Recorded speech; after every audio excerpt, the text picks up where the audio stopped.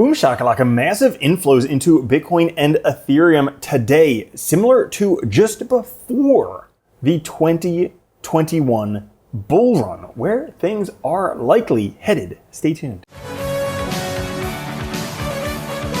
What's up everyone, Randall here from Crypto Love. Today's video, a lot of very interesting charts for Bitcoin and cryptocurrencies, including massive inflows into Bitcoin and where the price could likely be headed. Before we get into it, guys, like the video, it helps out a lot. Now today, fear and greed back up into the 70s at 72 after a drop yesterday to 65. The overall market up 4% today. Bitcoin at 42,905, Ethereum at 2283, BNB at 252, XRP 63 cents, Solana $72, Cardano 64 cents, Avalanche $38, and Dogecoin 9 cents. And Bitcoin finding support on that trend line that we pointed out.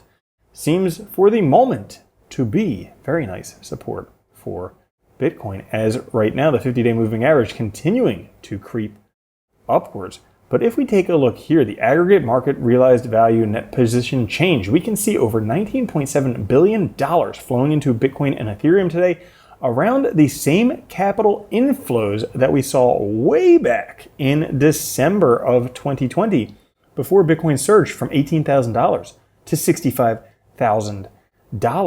Things could be headed upwards for Bitcoin based on that. Not only that, NASDAQ just crossed all-time highs in the futures market. You can see this here. NASDAQ making big strides, Bitcoin likely making big strides. Now, Bitcoin did likely need to cool off for a little bit at $44,000, retrace back down to 40-ish, and then now climbing again. The value days destroyed, reaching levels seen at previous early bull local highs as some hodlers take a profit. And with news, with the Fed chairman saying that they're thinking about easing from here, that's right, making money easier, and an ETF on the horizon, and all the inflows, and Bitcoin supply held by long-term holders at all-time highs.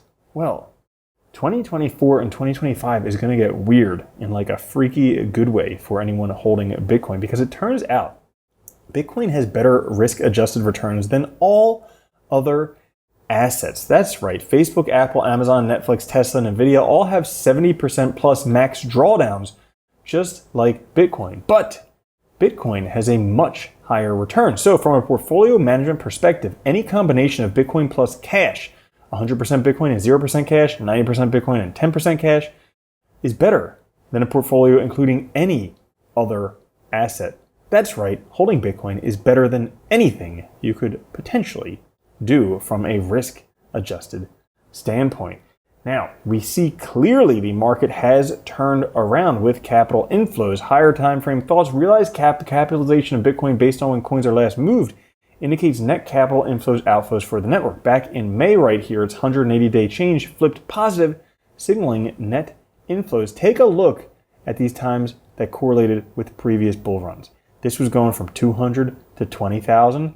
This right here was going from around 8,000 to 65,000. Where will it go this time? Ooh, time will only tell, because if we take a look at rallies around the 1-year HODL wave peaks, it looks like Bitcoin supply last active around 1 year ago has topped at around 70%.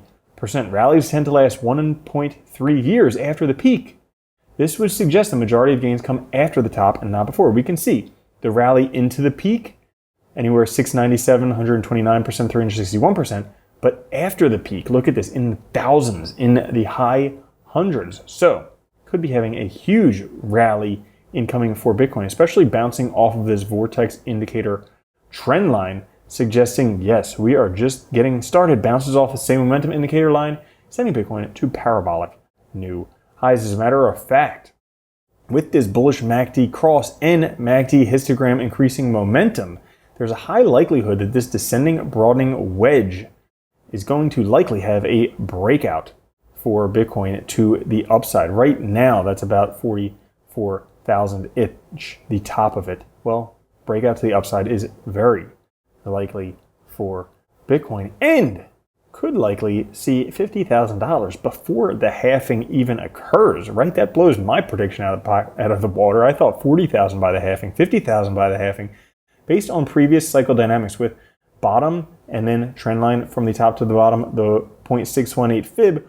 all of these lining up for roughly $48,000 to $50,000 before the halving. Sounds pretty awesome. So that's all for today's episode. If you enjoyed it, push the like button. I'll catch you guys later. Have a good one. Love you.